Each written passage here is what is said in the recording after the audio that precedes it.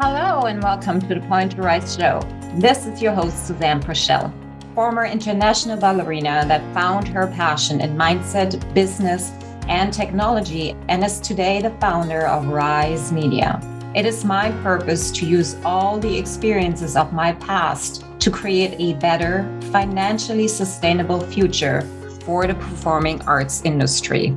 And that starts with every single one of us. I believe that being you is your superpower. And I am here to guide you, empower you, inspire you, and give you all the resources you need to rise above what you think you're capable of.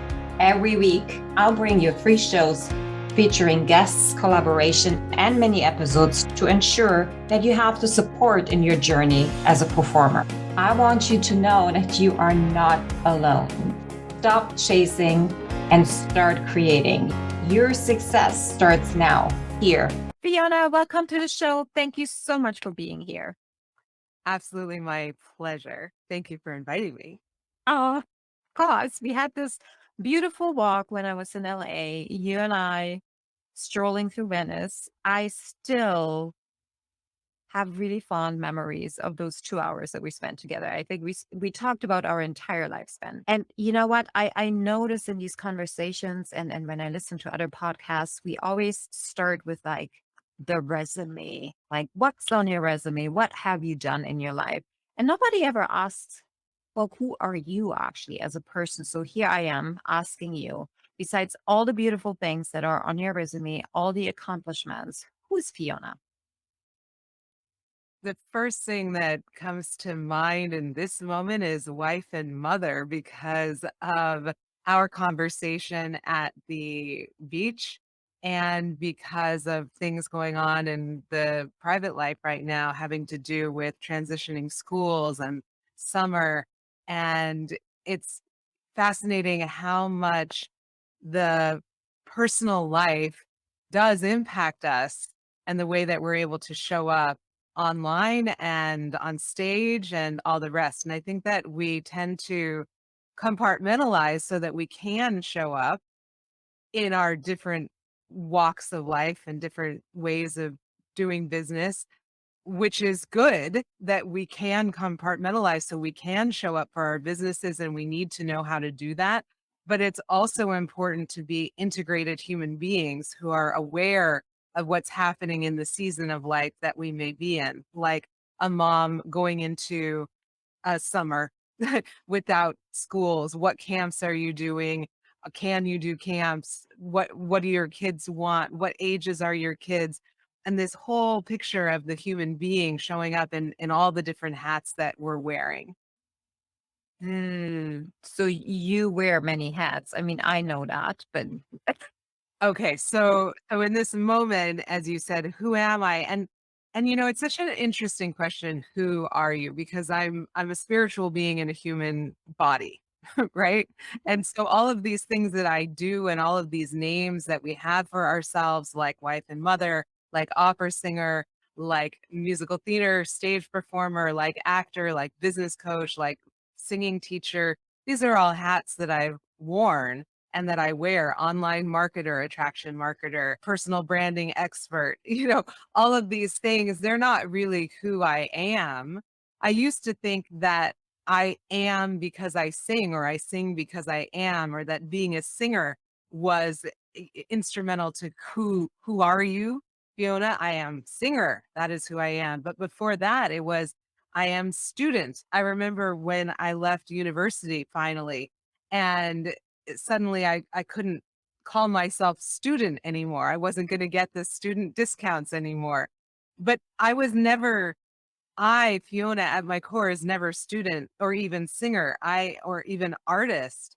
I just am Fiona. So now we're getting very esoteric in where we're starting. But I think that there's a real danger in, and I see so many performing artists do this, and I did it myself.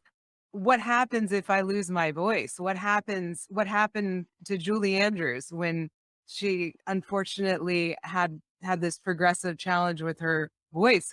But we all think Julie Andrews is singer. Well, Julie Andrews is a human, right? is a spiritual being in a human body expressing herself in so many ways. If I suddenly, either because I have laryngitis or because something else happens and I'm no longer able to sing, am I still singer? Am I still artist?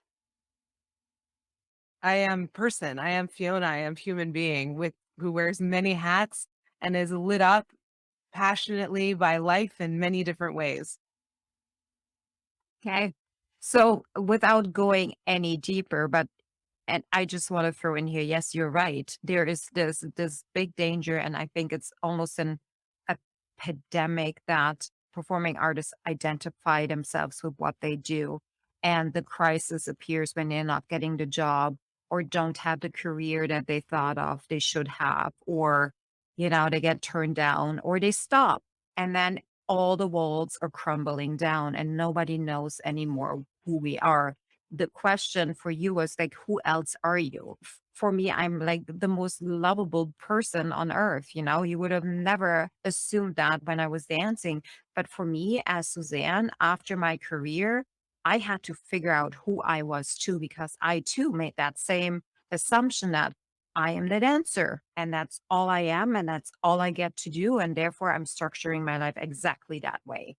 And we're falling prey to these assumptions that there's only one way of being, where actually there are so many other ways that actually then make us so interesting as performers too. Pivoting just a slight little bit. Tell us how did you make the shift from like performer into business, and what was the driver? Absolutely. And I would have to say that I haven't shifted from performer to business coach. I have shifted from singing teacher to business coach. So I absolutely am still a performing artist. Now, just like many of your listeners or all of them, the pandemic influenced how many live performances that I'm doing, but I absolutely still consider myself a performing artist. And I think that just as you were saying, it's just fascinating. If you're not doing the thing in this moment, are you now no longer that thing? Is that no longer an essential part of who you are? So for you as a dancer, if you're not dancing professionally now, are you still a dancer? Is that still a part of who you are? And for me as a performing artist, as a singer and actor, it's about seasons and it's about flow. So when the pandemic first started, I invested a lot of myself into my YouTube channel. I launched my YouTube channel right before the pandemic and I split it between the business coaching and the singing. Then there was a season where I was focused I just all of my artistic self was flowing into my business coaching because of the content creation on social media, that there wasn't a lot left over for my singing artistic self. But that doesn't mean that I'm not still a performing artist performing. It just means that in this season or window, okay, so I was on YouTube a lot doing music videos, and then I was not doing music videos, but now I'm doing music videos again. I'm preparing some right now. And then people are coming back to performing and the things are opening up and I'm starting to feel that little nudge. And when we talk about how did I pivot into business coaching and how did I pivot into teaching people and performing artists how to become profitable, there was a very defining moment and it was actually me on stage. So I was singing one of my dream roles, the Mother Abbess in The Sound of Music. It's this incredible song, Climb Every Mountain, and I am in the spotlight, and it's a 2,000 seat auditorium, and the people spent, $200, $100 for their seats, and it was sold out. And when I did the math, I was making minimum wage. And I thought this is like a highlight of my artistic career and I'm making what? My role is pivotal to this production. And I mean, what?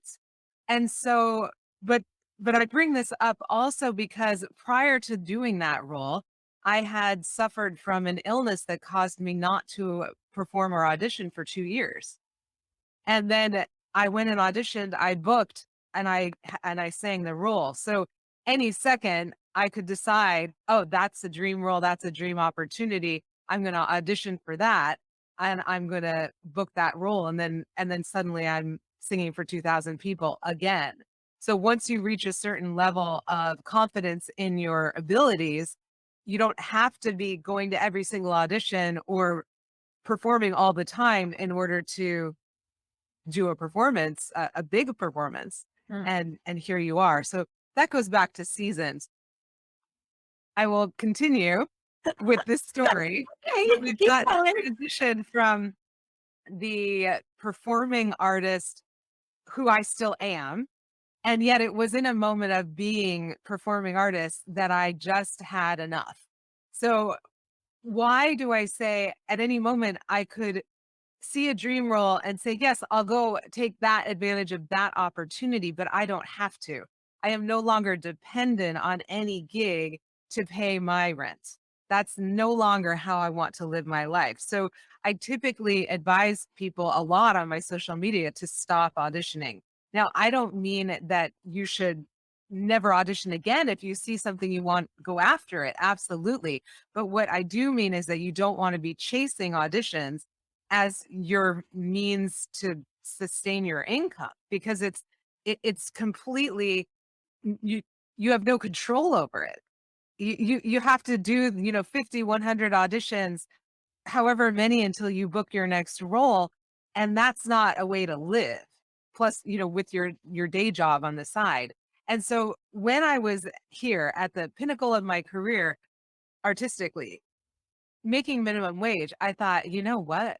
Like, I needed to have gone into this with my eyes open, my eyes wider open, so that I was in a position where I could decide, okay, I'm going to take this role that pays whatever it pays. And I can do that because I also have all this other income coming in that is, creates the lifestyle that I desire. And this is what I want for performing artists, to feel really empowered to, sure, take a role if you want to, take a gig if you want to, but you don't have to, and still be artistically fulfilled because you have the resources to create your own projects as well. If you want to, if you feel like you need that additional artistic fulfillment, a lot of people feel totally fulfilled doing their teaching or doing, whatever it is that they're doing. Oh, okay. Well, I didn't get into the shifting from singing teacher to business coach, but why don't I give you a chance to respond? So here's what I find so beautifully framed, and the why actually is coming out so clearly, is that, most performing artists are structuring their life around what they're capable of bringing in. Okay. Versus going the other way. How do I want my life to look like? Am I going to actually pay into the belief that I have to suffer and starve myself in order to call myself an artist? Or do I get to create what I want? Can I drive the car that I really want to? Can I buy a house and eat organic food and hire the coaches that I want to?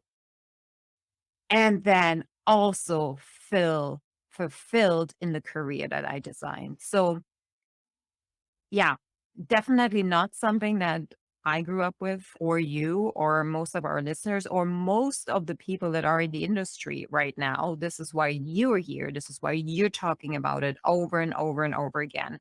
And if you're not following her on Instagram, please do so, because it is eye-opening. Just say, okay, your turn. You wanted to add something.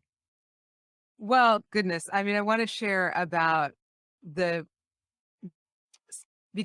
shifting from being a singing teacher to being a business coach. But there were things that you were just saying that I think are really important also to follow up on. And one of them has to do with this choice that we choose to believe. Remember, a belief is just a thought we keep thinking. So we choose to keep thinking to the point where we develop beliefs around what it means to make it as an artist and what's required in order to get to the point where you quote unquote made it as an artist.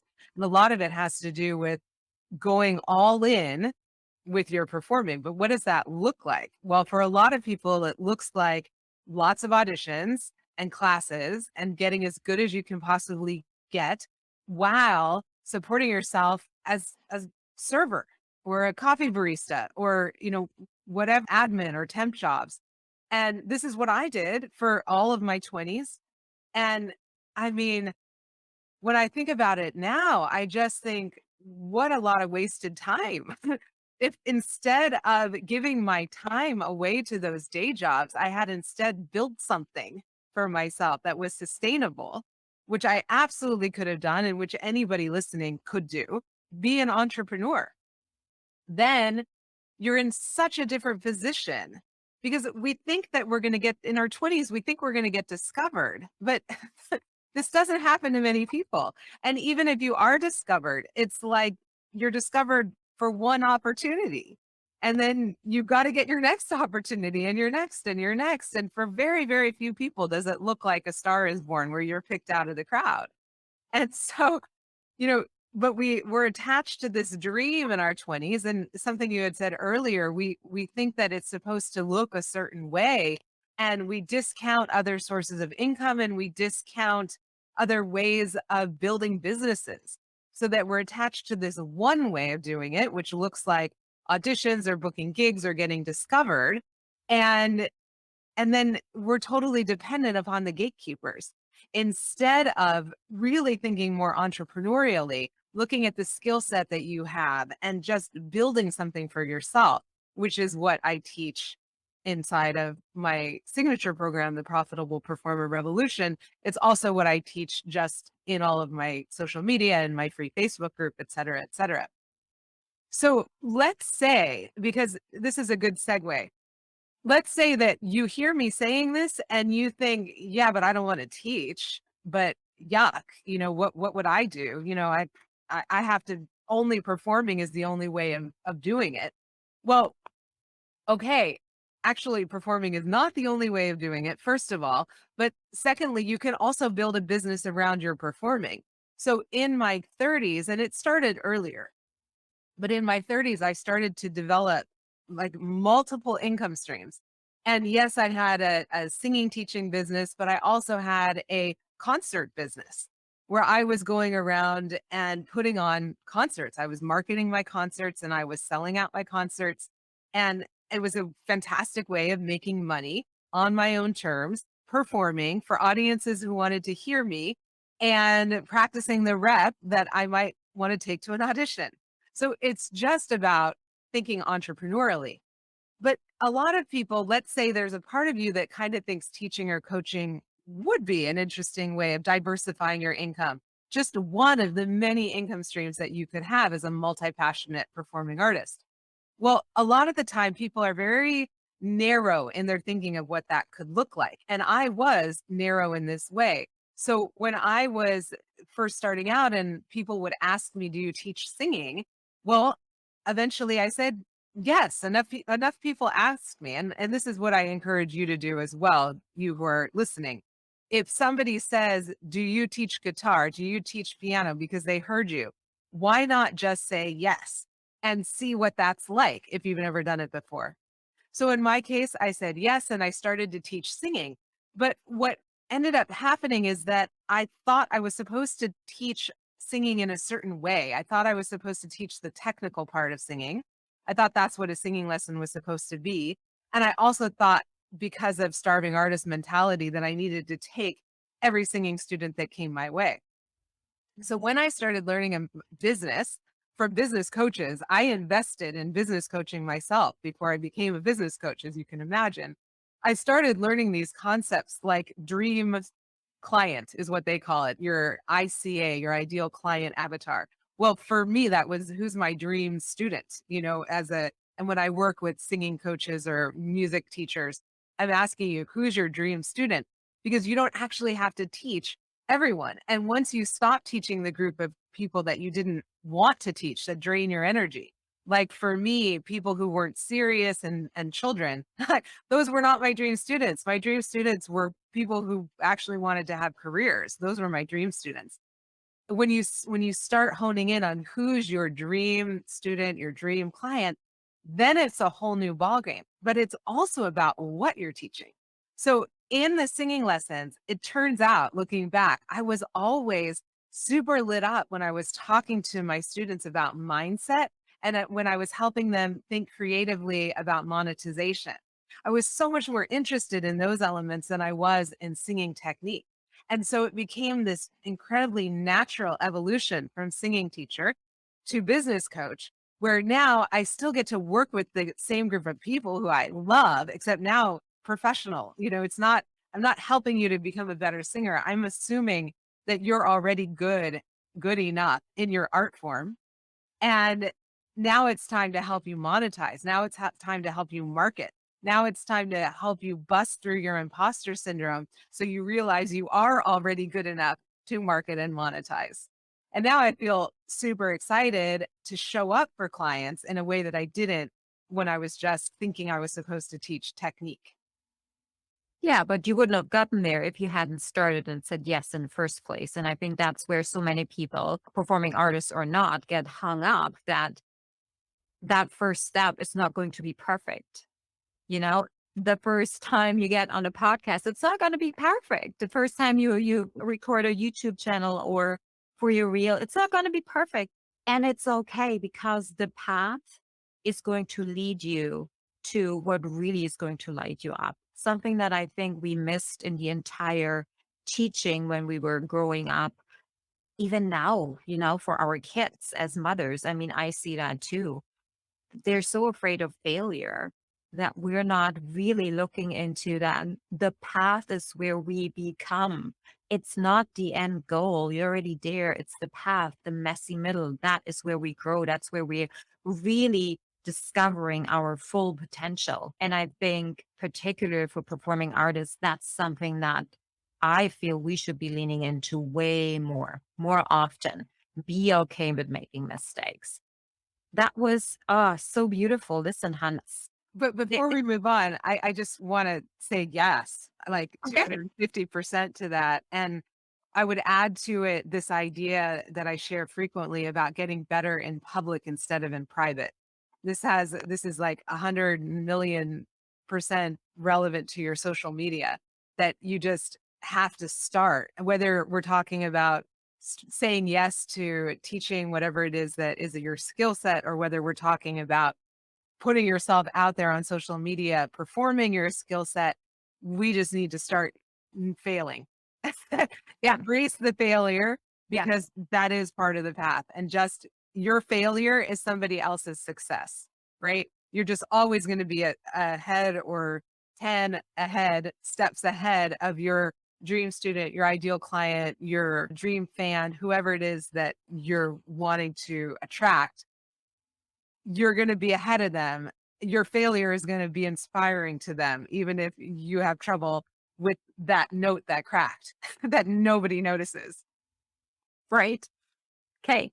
So here's what I've been hearing over and over and over again, particularly when the pandemic started. I was on a call with leaders from, New York City Ballet and Hong Kong Ballet, and they were talking about not moving their performances online because they're less worth. Okay. Because we're giving away something and then people are not coming to the shows. Performing arts do not belong, into the living rooms of others, because we will not see them in our studios. And I was just like, okay, so we have no business sense whatsoever. We have not, Like, what's Netflix if not a place for performing artists to perform? right? So and not understanding how marketing actually really truly works, how community, not an audience. I know you need audience first before you can community, but what really matters, what community really is. The industry spent 2 years wishing things are going back to normal, versus taking that time to build community, like raving fans, diehard fans that no matter what, either show up or share everything on social media and attract more community. We didn't even look at, hey, how could we reinvent ourselves? Like, what could we learn? How can we market ourselves? Our posters are actually still working.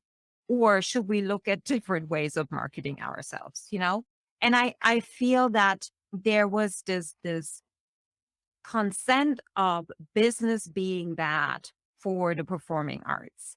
And I mean, you and I have talked about this over and over and over again.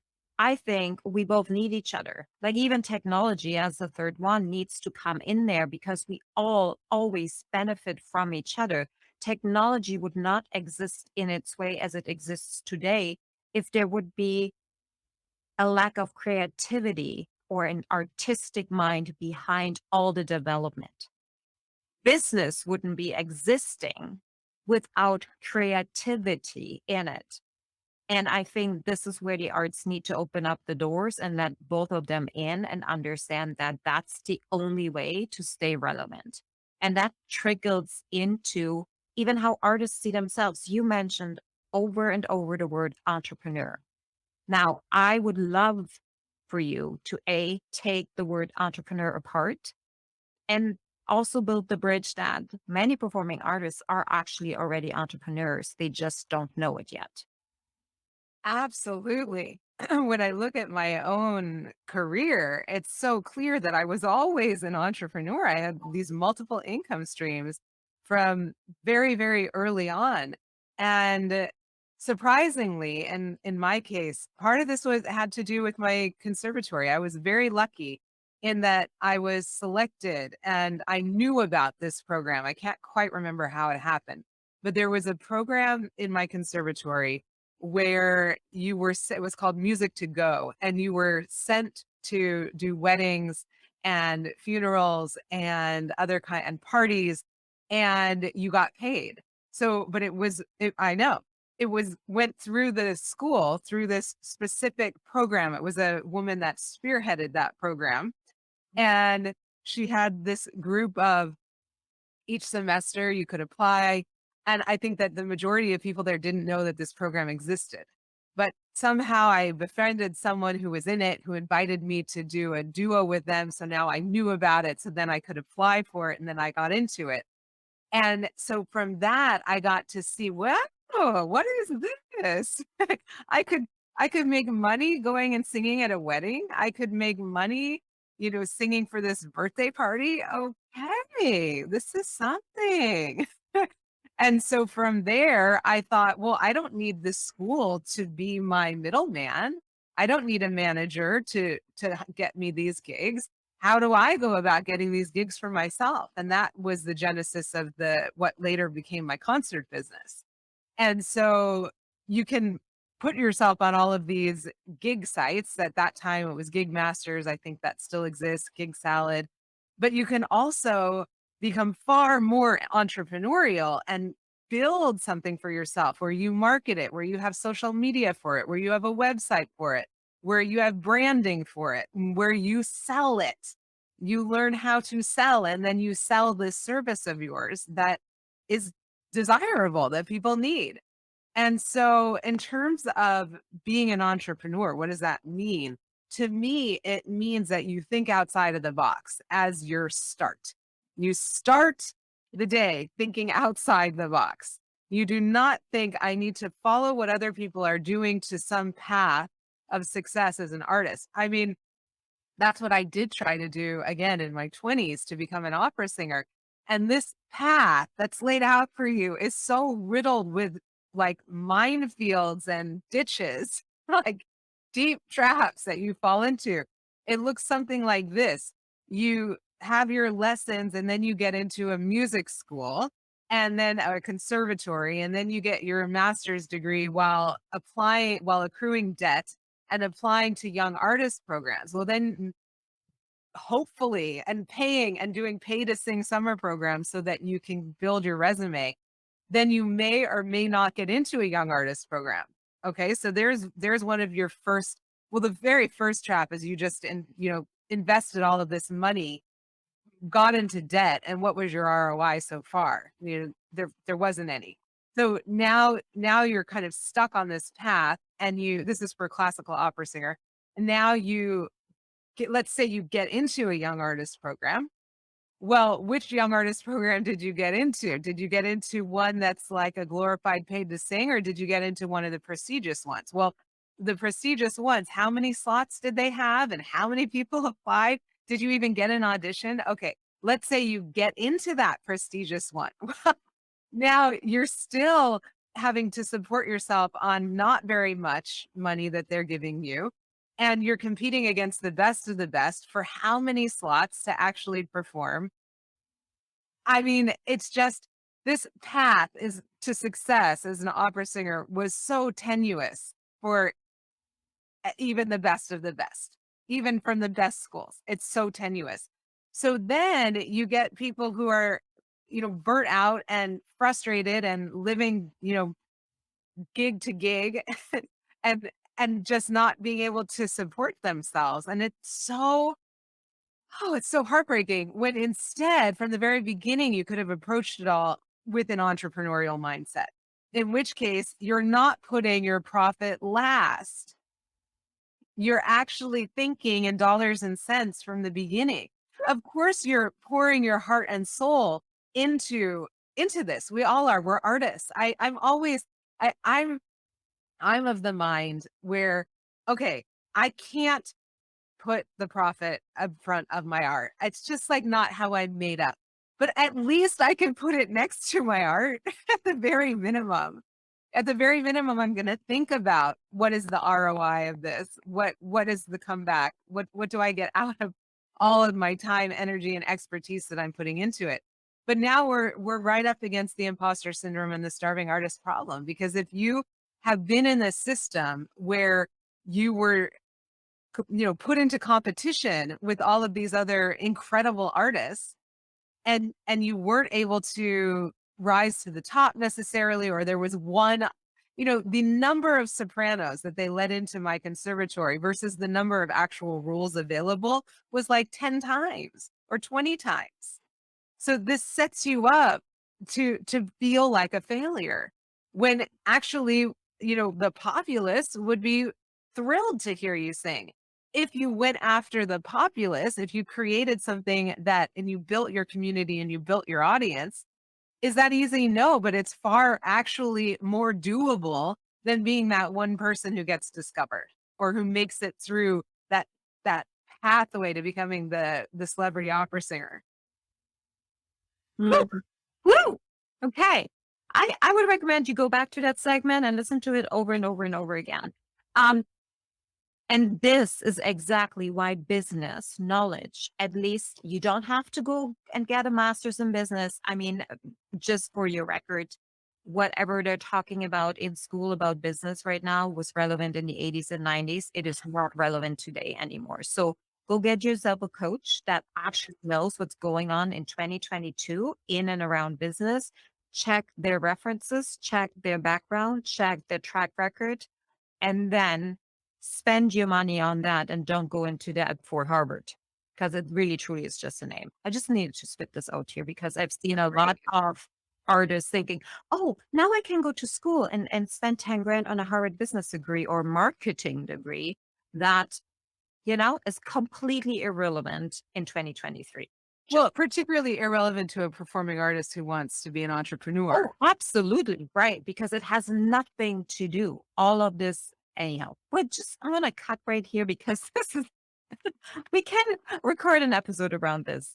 I want to just slide tiny little bit on the ROI. So for anybody and everybody that doesn't know what that actually stands for, it's the return of investment, meaning what you are putting in time, money, particularly sweat equity, and like your own energy, your own sweat, your own sacrifices. You want that back. You really do. And here's why. Because if you consistently run on less than, meaning emptier, when your cup isn't filled up every single day, the same way you gave it to whatever it was, you will feel very soon frustrated, burnt out, in debt, fearful. All your limiting beliefs will float to the top, and you will get yourself in a circle of people and thoughts that it is really hard to escape from.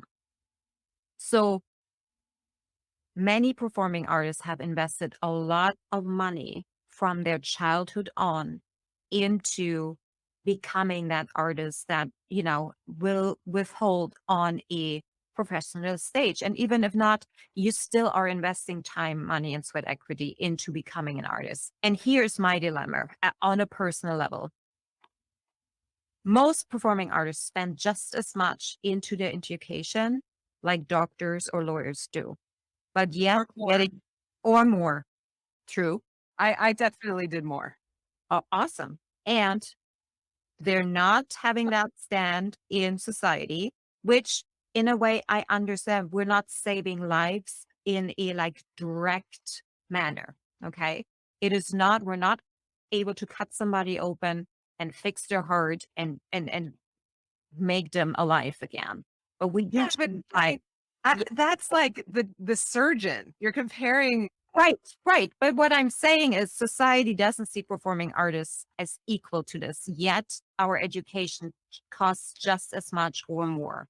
And I do believe that we save lives.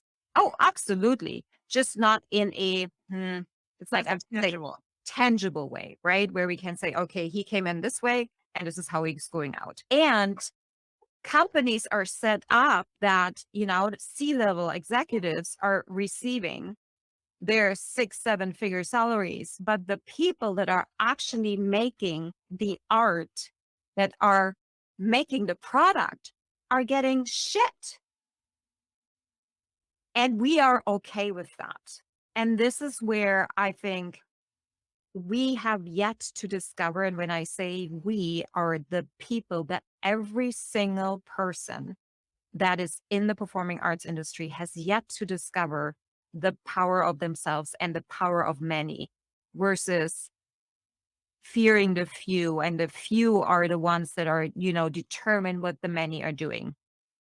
When you look at history, I mean, I was growing up in East Germany, I was on the streets.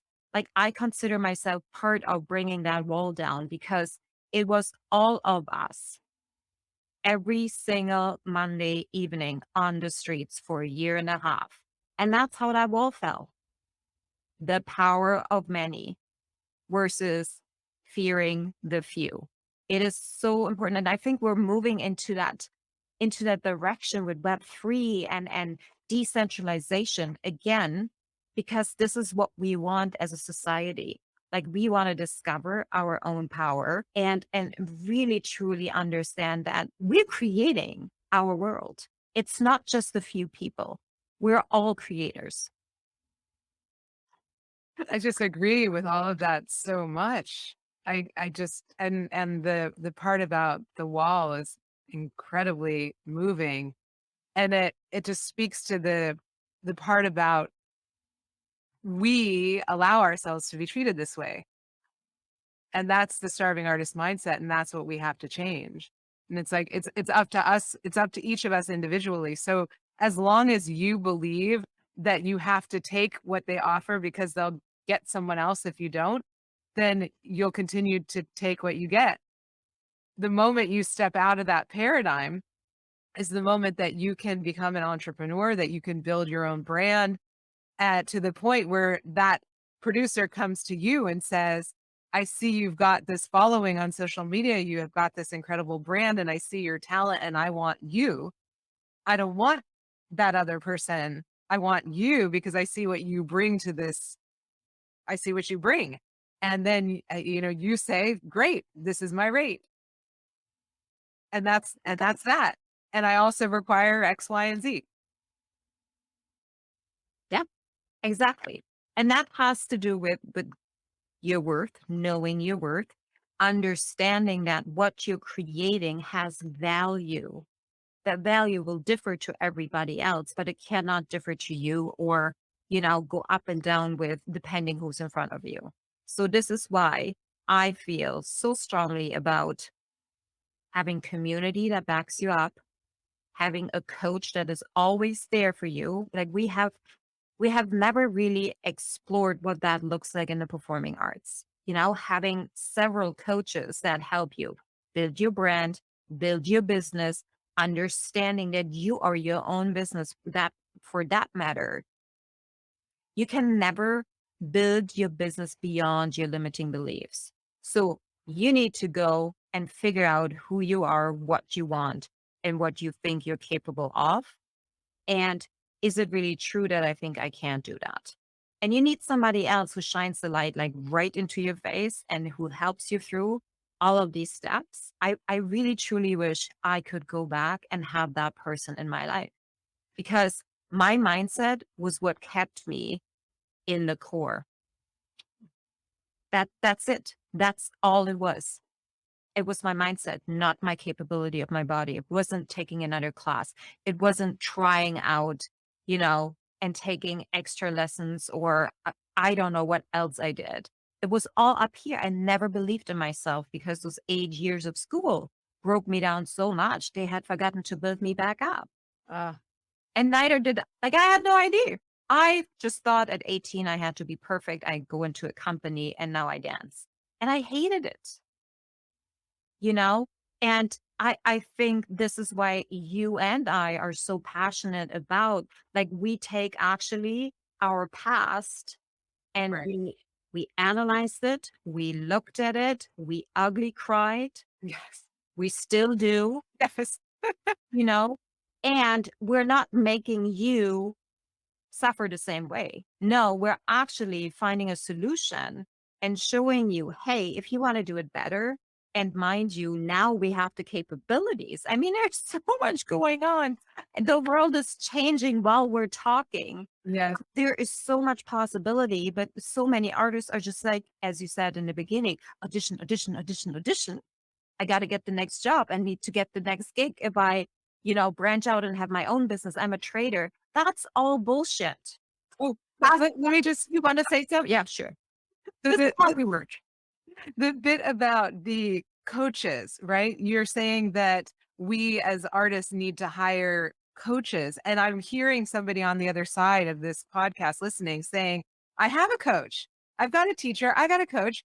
Me, when I was performing and when I was really following that opera path, I had multiple coaches and teachers at all times that I was paying, upwards of hundreds of thousands of dollars as I was building that education. And so the difference is we're not talking about the coaches that you do need to develop your craft. In my case, the diction coach, the acting coach, the opera coach, the music coach, the singing teacher. I could go on. The Alexander technique, I could keep going. How many coaches I invested in.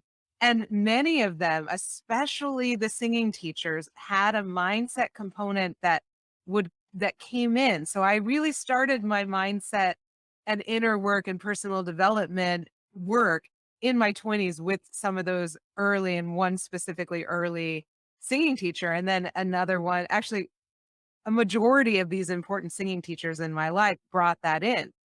But they were still coming from so much enculturation in the starving artist mindset. And they didn't know anything about building the kind of business or being an entrepreneur in the way that we are beyond. Now, I will say that one of my first singing teachers helped me to develop the teaching part of the teaching income stream, which is great. But even then it had to look a certain way.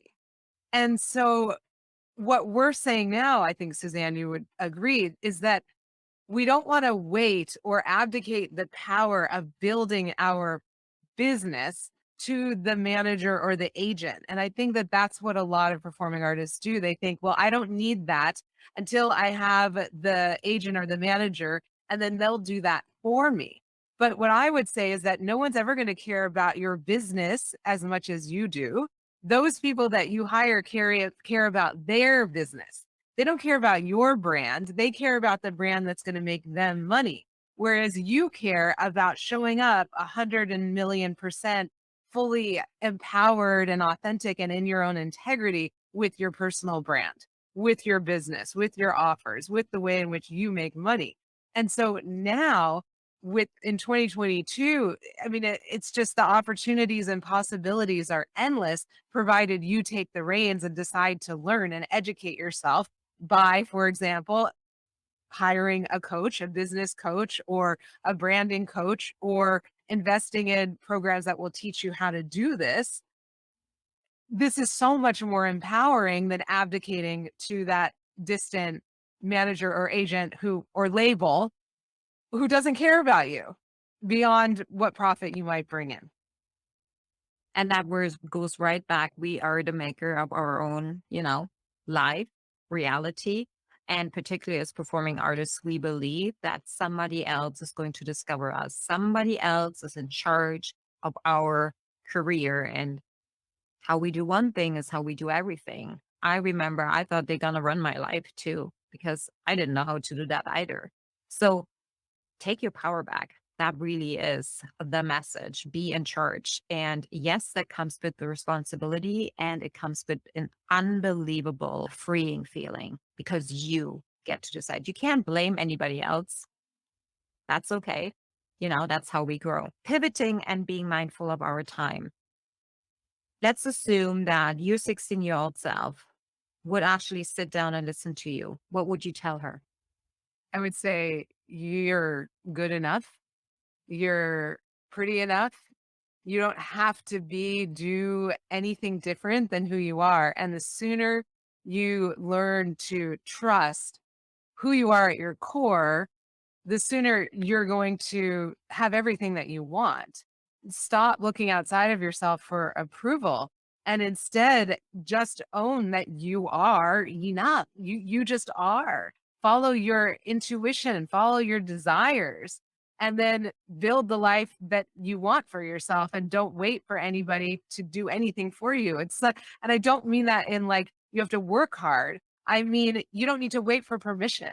You just go out there and go after what it is that you want from a place of confidence and authenticity and integrity, not from neediness or from worry or scarcity. Oh, preach. And because this is such a beautiful message, you won't even know until you're in your 40s or 50s on how important it is right now to step into that belief of worthiness, of that belief that you can take action without asking for permission. And I'm saying that because on my other computer screen I have the Mackenzie Scott Foundation open, and they have a section in there where you can just write them. And I have been putting it off for a whole year since I saw that Mackenzie Scott herself with another partner gave 10 million each to 4 Bali companies, just gave them $10 million. And I was thinking the entire time, you know what, Mackenzie, that is a great investment. Thank you so much. But with 40 million, we could build a platform that will help the entire performing arts spectrum to actually make money and break free from, raising money over and over again. So I have been contemplating writing her, and I have been asking for permission from everybody in my house and then some, my dears too. And I was like, screw it. I'm just going to write, because the worst thing that can happen is a no reply or a no. But I'm saying this because it is the performing artist mentality that if I hear a no, I'm going to die. Well, I'd rather not even try. Right? Like when I don't think no even exists. Like in this case, yeah, you get no answer. That's not a no. That's a you try again. You try until you get an actual no. And then you wait however much of time is appropriate. And then you ask again.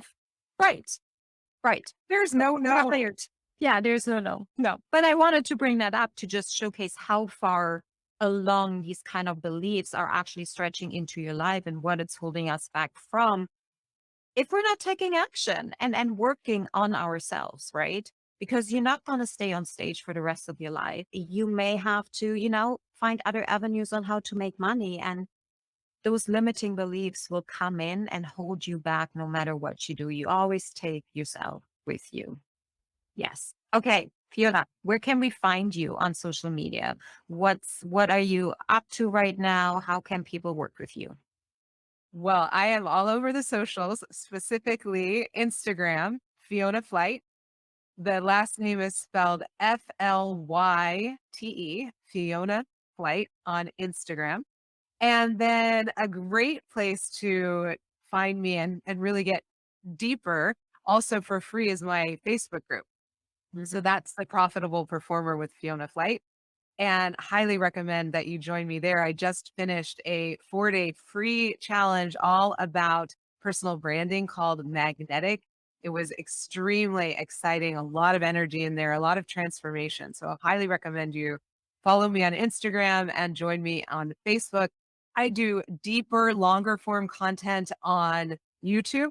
So those are my three primary platforms: Instagram, Facebook, and YouTube. Then on top of that, if you are ready, if you want to develop your business as a performing artist with someone who understands what it is to be a multi-passionate performing artist, then I absolutely invite you to message me about the Profitable Performer Revolution. This is a revolutionary program. It's all of the mindset, marketing, and monetization that you need to become a truly profitable performer.